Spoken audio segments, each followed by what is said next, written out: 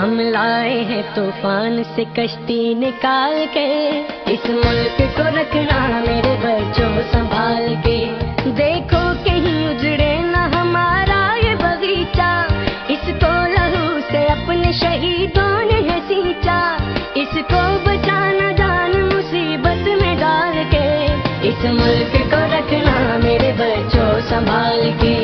دنیا کی سیاست کے عجب رنگ نیارے، چلنا ہے مگر تم کو تو قرآن کے سہارے، ہر ایک قدم اٹھانا ذرا دیکھ بھال کے، اس ملک کو رکھنا میرے بچوں سنبھال کے۔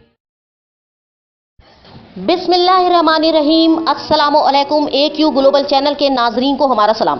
ناظرین، اب کیونکہ یوم آزادی کا دن نزدیک ہے تو ہماری کوشش ہے کہ جلد از جلد کم سے کم وقت میں آپ کا تعارف زیادہ سے زیادہ تحریک آزادی کے رہنماؤں سے کرواتے چلیں۔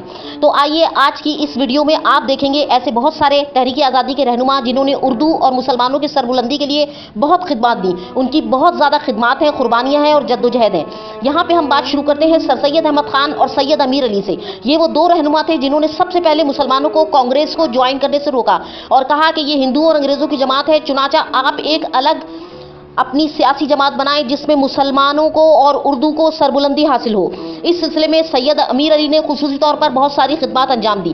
اس کے بعد نواب آف ڈھاکہ جناب نواب سلیم اللہ خان نے بھی اس سلسلے میں بہت ہی اہم کردار انجام دیا، خاص طور پر جب یوپی کے گورنر اینٹونی میکڈونل نے ہندی سنسکرت کو سرکاری زبان قرار دے دیا تو نواب سلیم اللہ خان، نواب محسن الملک اور نواب وقار الملک جیسے لوگ اٹھ کر کھڑے ہوئے۔ یہ اپنے وقت کے بڑے بڑے سیاسی رہنما تھے جنہوں نے مسلمانوں کے لیے بہت کام کیا تھا اور انہوں نے اردو کی سربلندی کے لیے اور مسلمانوں کی علیحدہ جماعت کے لیے نہایت کوششیں شروع کر دیں۔ خاص طور پر جب 30 دسمبر 1906 کو نواب سلیم اللہ خان کی بنائی ہوئی محمدن ایجوکیشنل کانفرنس کا اجتماع ہوا اور اس میں تحریک آزادی کے بڑے بڑے رہنما آئے تو اس وقت نواب سلیم اللہ خان نے فوری طور پر ایک کانفرنس کا اعلان کیا۔ یہ کانفرنس دسمبر 1906 کو منعقد ہوئی اور اس میں جناب نواب سلیم اللہ خان، نواب وقار الملک اور نواب محسن الملک کی کوششوں سے مسلم لیگ کا قیام عمل میں آیا۔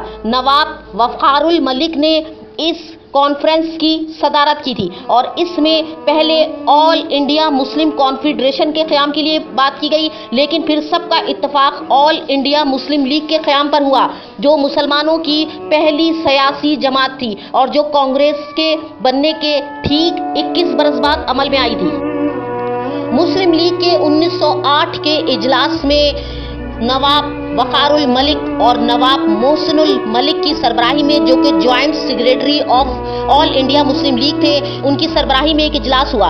اس میں سر سلطان محمود آغا خان کو پہلا صدر چنا گیا آل انڈیا مسلم لیگ کا، چنانچہ سر آغا خان کو پہلا مسلم لیگ کا صدر ہونے کا اعزاز حاصل ہوا، جو کہ واقعتاً مسلمانوں کے لیے اچھا سوچتے تھے اور چاہتے تھے کہ آئندہ آنے والے وقت میں مسلمانوں کو ایک سربلندی حاصل ہو۔ اور اس کے بعد جنہیں سیکریٹری کے طور پر چنا گیا وہ علی حسن بلگرامی تھے۔ سید علی حسن بلگرامی کی بھی کافی خدمات تھی مسلمانوں کے جہاد میں۔ اس وقت ان رہنماؤں کے ذہن میں کسی علیحدہ وطن کا تصور اتنا واضح طور پر تو اجاگر نہیں تھا، مگر ہاں اتنا ضرور تھا کہ انہوں نے آل انڈیا مسلم لیگ کے 3 اہم ترین مقاصد متعین کیے تھے۔ ان تمام رہنماؤں نے 3 اہم مقاصد متعین کیے تھے جس میں مولانا ظفر علی خان بھی شامل تھے، مولانا محمد علی جوہر، مولانا شوکت علی اور اس جیسے تمام عظیم ترین رہنما شامل تھے۔ ان سب نے مل کے 3 اہم مقاصد متعین کیے۔ نمبر 1 کہ انڈین مسلمانوں کو ایک علیحدہ حیثیت دی جائے، ان کی عزت کی جائے اور ان کو اپنی زبان کو فروغ دینے کے پورے مواقع فراہم کیے جائیں اور اسلام کی سربلندی ہو۔ دوسرا، مسلمانوں اور انگریزوں کے درمیان مفاہمت پیدا کرنا اور تیسرا مقصد تھا مسلمانوں اور ہندوستان میں بسنے والی دیگر جماعتوں کے درمیان رواداری کی فضا قائم کرنا۔ یہاں آپ کو ایک اہم بات بھی بتاتے چلیں کہ 1913 میں جب مسلم لیگ کا اجلاس ہوا اور اس کے اندر تمام تحریک آزادی کے بڑے رہنما شامل تھے تو اس وقت قائد اعظم محمد علی جناح بھی اس میں شریک ہوئے تھے، لیکن وہ اس وقت کانگریس کے ساتھ تھے اور ہندو مسلم اتحاد سفیر کے نام کے طور پر اس مسلم لیگ کے اجلاس میں شریک ہوئے تھے۔ وہ دونوں जमातों के दरमियान मफाहमत बरकरार रखने की कोशिश में मसरूफ थे। 7 साल तक इसके बाद कायदे आजम ने कांग्रेस के लिए काम किया, लेकिन फिर वो बिलाखिर समझ गए कि हिंदू कौम एक ऐसी कौम है जो ना ही उर्दू की बेहतरी चाहती है और ना ही मुसलमानों की बेहतरी चाहती है। चुनाचा उसके बाद उन्होंने कांग्रेस से अलहदगी अख्तियार कर ली। इस वक्त तक मुस्लिम लीग का मकसद सिर्फ मुसलमानों और उर्दू जुबान की सरबुलंदी थी, लेकिन फिर उसके बाद अल्लामा इकबाल ने एक अहम तरीन काम किया। वो उस वक्त पंजाब मुस्लिम लीग के सदर थे। 1930 में खुतबाए इलाहाबाद में अल्लामा इकबाल ने साफ साफ तरीके से नजरिया पाकिस्तान पेश किया। उन्होंने कहा कि हिंदू और मुसलमानों के दरमियान सियासी, समाजी, माशरती, सकाफती और सबसे बड़ा मजहबी फ़र्क मौजूद है। चुनाचा मुसलमान सिर्फ उसी सूरत में तरक्की कर सकते हैं जब उन्हें एक अलहदा रियासत दी जाए जहां पर वो अपने मजहबी इख्तियारात के साथ मौजूद हो और अपने तमाम इख्तियारात इस्तेमाल करते हुए अपने मजहब के मुताबिकत के साथ ज़िंदगी गुजार सकें। इसके अलावा उन्होंने ये भी कहा कि मैं शुमाली और मशरक़ी इलाकों में मुसलमानों की अक्सरियत वाले इलाकों में एक अजीम तरीन मुस्लिम सल्तनत को उभरते हुए देख रहा हूँ और इसे अब कोई नहीं रोक सकता। अल्लामा इकबाल के इन तारीखी अल्फाज ने तमाम मुसलमानों के साथ साथ कायदे आज़म मोहम्मद अली जिन्ना के दिल में भी घर कर लिया और 1939 में मुस्लिम लीग के इजलास में एक बहुत अहम फैसला हुआ। इस इजलास में अल्लामा इकबाल का नज़रिया पाकिस्तान, चौधरी रहमत अली का वसीतर पाकिस्तान का नज़रिया, अब्दुल लतीफ़ साहब के 15 सकाफती हिस्सों का नज़रिया, खान ऑफ ममदूद के नीम हिंदुस्तान के नीम वफाक की तजवीज़, सर अब्दुल्ला हारून की 2 रियासतों की तजवीज़ और सर सिकंदर हयात की 2 दर्जा वफाक की तकसीम की स्कीम का जायज़ा लिया गया और उसके बाद एक रिपोर्ट बनाकर कायदे आज़म मोहम्मद अली जिन्ना को पेश की गई। गौर खौस के बाद इन तमाम मुसव्विदों को एक किया गया और इनकी मंजूरी दे दी गई और इसी के बाद 23 मार्च 1940 को करारदाद पाकिस्तान पेश की गई लाहौर में और यही वो करारदाद है जो पाकिस्तान की इब्तिदा बनी। ये करारदाद 23 मार्च 1940 को पेश की गई और उसके बाद 24 मार्च 1940 को मंजूर भी कर ली गई।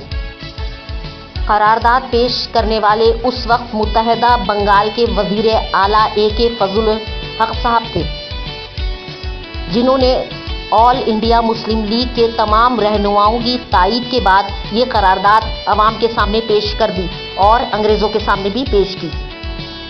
चौधरी खलीकुज़्ज़मा जो उस वक्त तहरीक आज़ादी के सरगर्म रुकन थे, उन्होंने इसकी ज़बरदस्त तायीद की। इसके अलावा सर अब्दुल्ला हारून, मौलाना ज़फ़र अली ख़ान ने भी इसकी तायीद की। आज़ादी के दीगर रहनुमा नवाब मोहम्मद इस्माइल, काजी मोहम्मद इस्माइल, नवाब औरंगज़ेब ने भी इसकी तायीद की।